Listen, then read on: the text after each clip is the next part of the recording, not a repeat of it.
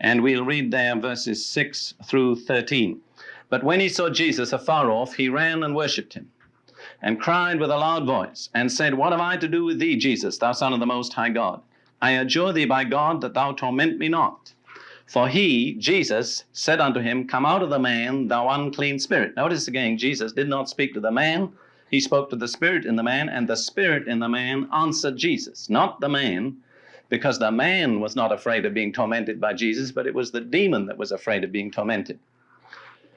And verse 9, he asked him, What is thy name? Jesus asked the spirit, What is thy name? And he answered, My name is Legion, for we are many. Notice again the transition from singular to plural and back again, which is very, very typical. Now, a legion in the Roman army consisted of approximately 6,000 men.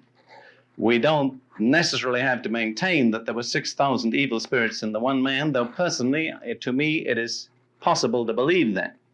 But at least the rest of the story shows us there were enough evil spirits to drive 2,000 pigs immediately down into the lake.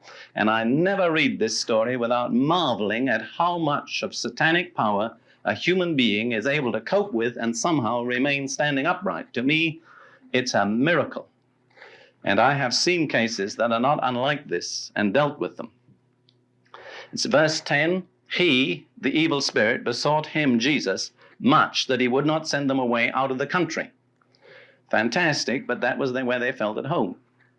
That's where they wanted to be. And besought him much indicates that there was more than one word said. In other words, there was a conversation lasting at least a little time. Now there was nigh unto the mountains a great herd of swine feeding, and all the demons besought him, saying, Send us into the swine, that we may enter into them.